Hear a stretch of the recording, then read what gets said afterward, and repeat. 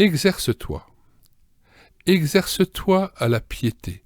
1 Timothée 4,8. Le lecteur qui accepte le contenu des chapitres précédents ne manquera pas de s'interroger. Que devrais-je faire, pratiquement, pour être en mesure de servir le Seigneur sans discontinuer dans les moindres détails de mes journées? Comment parvenir à prier sans cesse dans un monde qui accapare mon temps et mes pensées? Note 1. Que pensez-vous des paroles suivantes tirées de l'Écriture? Priez sans cesse ou rendez continuellement grâce pour toutes choses à Dieu le Père au nom de notre Seigneur Jésus-Christ. Ou encore, offrez sans cesse à Dieu un sacrifice de louange, 1 Thessaloniciens 5, 17, Éphésiens 5, 20, Hébreux 13, 15. Ces injonctions vous paraissent-elles réalisables? Doit-on les prendre à la lettre? S'adressent-elles à tous les chrétiens ou seulement à certains croyants exceptionnels destinés à remplir des ministères exceptionnels? Retour au texte. Donc, on reprend la question précédente. Comment parvenir à prier sans cesse dans un monde qui accapare mon temps et mes pensées? La Bible répond: en vous livrant à un entraînement sérieux et persévérant comme se l'impose tout athlète qui veut remporter le prix. Quiconque a la volonté farouche de triompher s'engage à fond dans une préparation intensive sans se mettre en peine si les débuts sont décevants. Il persévère en dépit des souffrances qu'il peut endurer. C'est ainsi que Paul, pour obtenir la couronne incorruptible, consent à traiter durement son corps parce qu'il tient à cette récompense. 1 Corinthiens 9, 24 à 27. Lui qui invite son jeune ami Timothée à en faire autant. « Exerce-toi à la piété, lui écrit-il, car l'exercice corporel est utile à peu de choses, tandis que la piété est utile à tout. C'est là une parole certaine et entièrement digne d'être reçue. » 1 Timothée 4, 8. Pierre, à sa façon, use d'un langage analogue. Faites tous vos efforts pour joindre à votre foi la piété, à la piété l'amour fraternel, à l'amour fraternel la charité. Si ces choses sont en vous et y sont avec abondance, elles ne vous laisseront pas oisifs ni stériles pour la connaissance de notre Seigneur Jésus-Christ. 2 Pierre 1, versets 5 à 8. Retenons l'expression déjà citée. Exerce-toi à la piété, sans oublier la suivante qui souligne l'importance de cette discipline. La piété est utile à tout. Beaucoup de gens se méprennent sur le sens du mot piété. Celle-ci concerne les relations que le croyant entretient avec son Seigneur, en particulier leur qualité et leur fréquence. L'homme pieux cultive l'amitié de Dieu et veille, quoi qu'il en coûte, à marcher devant lui instant après instant. Il sait qu'en sa compagnie, il ne bronchera pas. Psaume 16, verset 8. Note 2. L'homme pieux n'est pas nécessairement, comme on le croit, celui qui formule de magnifiques prières dans l'Église, qui se plaît dans les conventions et les rassemblements chrétiens en tout genre, et qui a constamment le nom de Dieu à la bouche, qui étale ses connaissances bibliques ou se gargarise de doctrine. Retour au texte. Or, ne vous est-il pas arrivé d'oublier le Seigneur des heures durant, voire des journées entières, de les vivre en quelque sorte en lui tournant le dos? Qui néglige ainsi son Dieu sans manifester le moindre regret, cède à l'impiété. Ce péché, couramment commis mais rarement confessé, attriste ô combien le Seigneur. Romains 1, 18. En tout cas, il explique nombre de défaillances. Ne le tolérons pas, puisque la Bible m'invite à prier sans cesse, donc à marcher constamment devant lui. Je veux croire que la chose est possible et doit être réalisée. Dieu donne ce qu'il ordonne, lui qui communique aux siens le vouloir et le faire. Philippiens 2, 13, Hébreux 13, 21. Une question se pose alors. En quoi consiste cet entraînement conseillé par l'apôtre? simplement à faire effort pour garder le contact avec Dieu, non seulement le matin lors de notre rencontre avec lui, mais plus encore tout au long du jour en revenant vers le Seigneur chaque fois que nous sommes conscients de l'avoir lâché.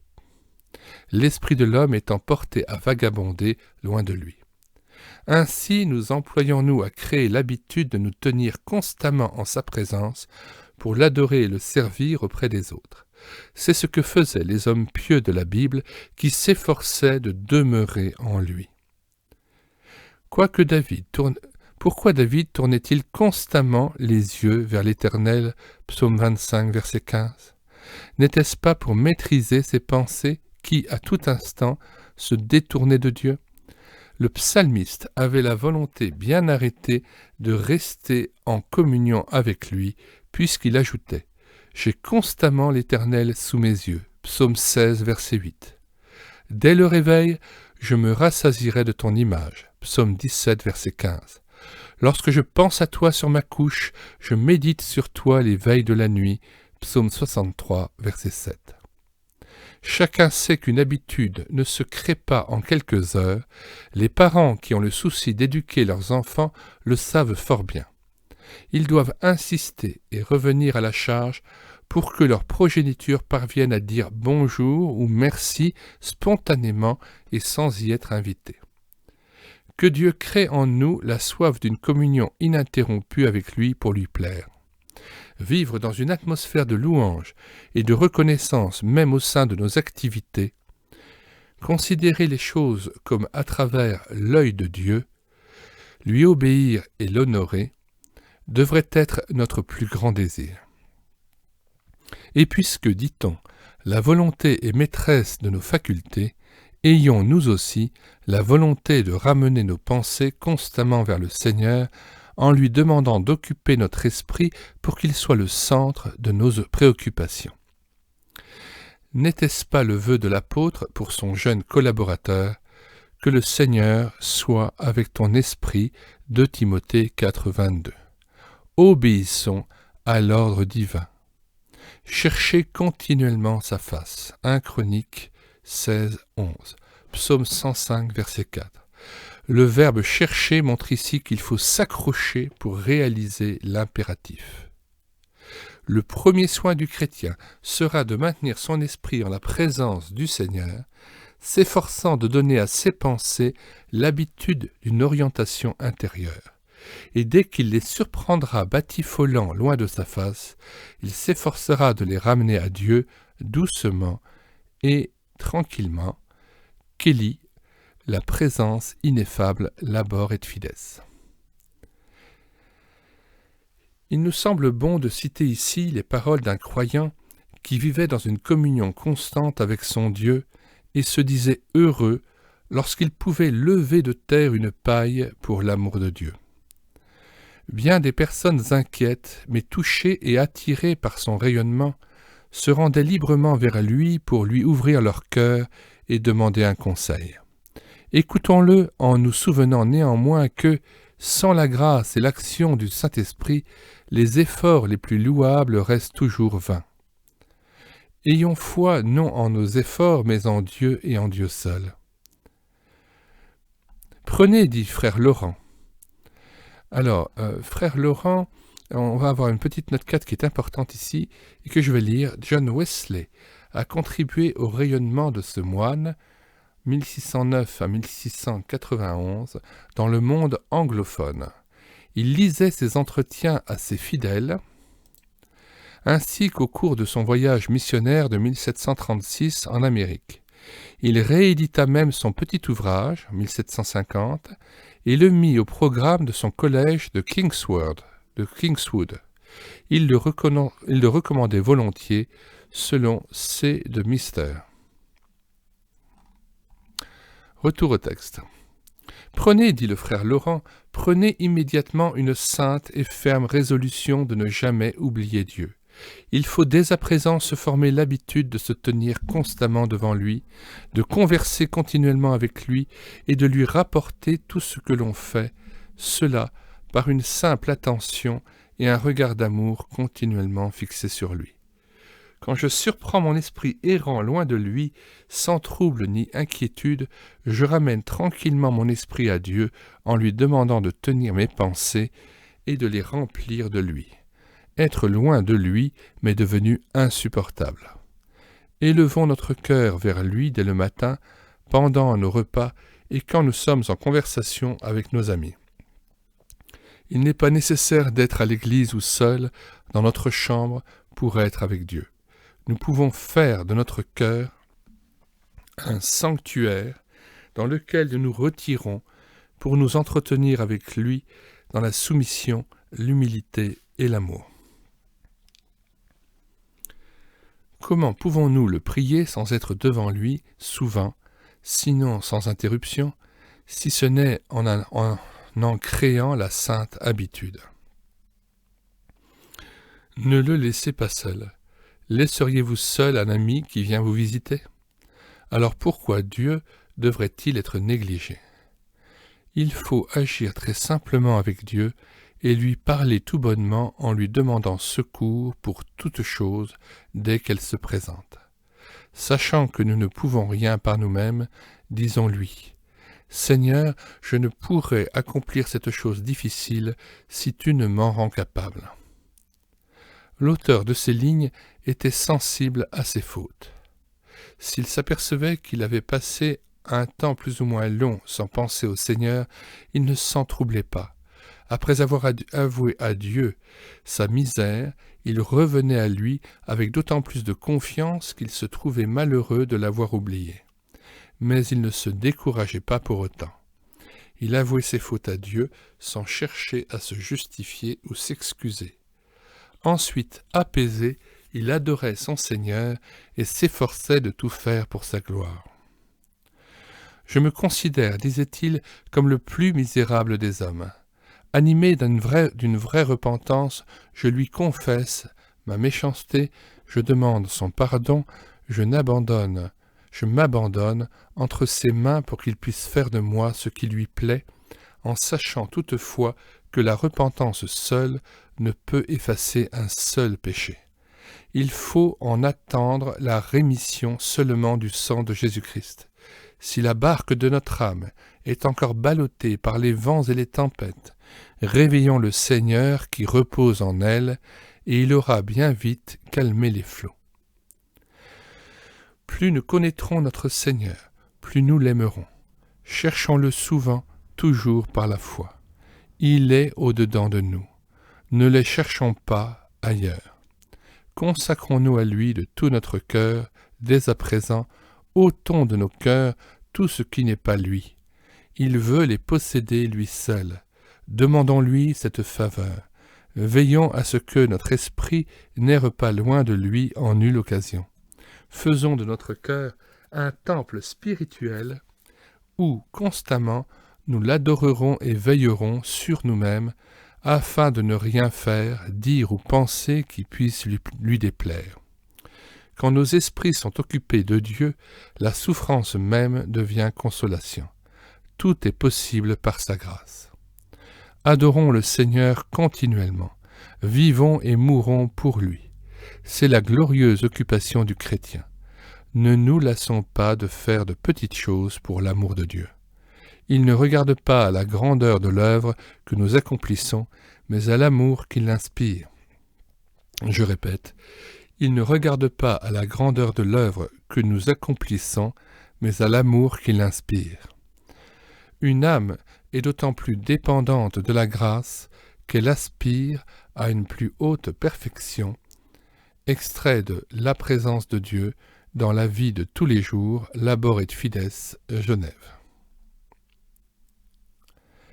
La pratique de la présence de Dieu prônée par le frère Laurent a certainement du bon, pourvu que nous ne mettions pas notre confiance dans cet exercice, mais en la seule grâce de Dieu. Cette pratique nous conduira inévitablement à faire l'affligeante découverte que nous congédions trop souvent le Seigneur loin de nos pensées. Mais en même temps, elle augmentera notre soif d'aimer le Seigneur de toute notre pensée. De plus, en nous présentant sans cesse devant Dieu, nous apprendrons à le connaître mieux et à discerner ce qui l'attriste, tout ce dont nous devons être purifiés et délivrés. Exerce-toi à la piété est un ordre de première importance puisque la piété est utile à tout. De la discipline, il en faut pour rencontrer son Dieu, fidèlement chaque jour afin de lui rendre le culte qu'il attend. De la discipline, il en faut pour donner du temps à sa parole, s'en pénétrer et la méditer avec un vrai désir d'obéissance.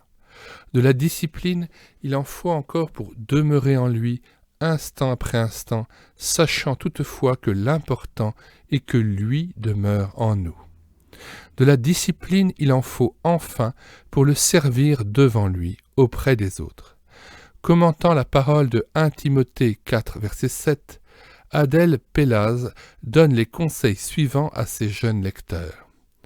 Comme Daniel s'exerçait à la prière 3 fois le jour, exerçons-nous à la piété par des moments, si courts soient-ils, de prière, de lecture des Écritures, de livres de piété ou par le chant d'un cantique. Quand c'est possible, par des entretiens intimes avec quelques amis. Si je suis né à la vie d'en haut, il m'appartient de l'alimenter. En peu d'heures, Dieu labeur. Je répète, en peu d'heures, au pluriel, Dieu labeur. Ceci dit, ne nous laissons pas accuser si, dans le passé, nous avons oublié notre Dieu durant de longues périodes. L'essentiel est qu'il nous voit maintenant déterminés à marcher devant lui et pour lui. Il faut une fois pour toutes dépasser le passé en l'abandonnant au Seigneur. Même si notre détermination de le servir est ferme, il nous arrivera encore de connaître des reculs, des heures de sécheresse où le Maître sera absent de nos pensées. N'en soyons pas surpris. Surtout, ne perdons pas de temps à nous accuser. Ne tournons pas autour de notre moi humilié. Demandons simplement pardon à Dieu, puis renouons avec lui en le bénissant. Il nous faudra de la persévérance dans notre apprentissage de la présence de Dieu, mais nous y parviendrons si nous ne nous relâchons pas. Ne nous fions pas non plus à nos progrès. Si nous n'en discernons pas, ne disons pas découragés, à quoi bon? C'est inutile. Je n'arriverai pas à expérimenter cette communion constante avec Dieu à laquelle j'aspire. Bien au contraire, chassons le doute et obéissons au Christ. Ne dit-il pas « Croyez que vous avez reçu la chose demandée, et vous la verrez s'accomplir » Marc 11, 24. Détournons les regards de nous-mêmes, entrons dans le repos et comptons sur celui qui nous veut en sa compagnie. La communion à laquelle aspire tout chrétien est un don du ciel, même s'il lui est demandé de veiller à l'entretenir, de faire tous ses efforts pour demeurer en lui. C'est une grâce promise par le Dieu fidèle qui nous a appelés à la communion de son Fils. 1 Corinthiens 1,9. Tout vient de lui, et c'est de lui seul que nous devons tout attendre. Le juste vit par la foi. Question. Avez-vous pris au sérieux les injonctions citées plus haut et qui renferment les expressions « sans cesse » et « continuellement » vous concerne-t-elle? Deuxièmement, croyez-vous que le Seigneur veut vous rendre capable d'accomplir sa volonté, à savoir prier sans cesse? Troisièmement, avez-vous réellement soif de vivre en communion étroite avec le Seigneur, et cela à tout instant? Avez-vous compris la valeur d'une telle communion pour vous-même? Êtes-vous résolu à passer aux actes? Que Dieu vous soit en aide.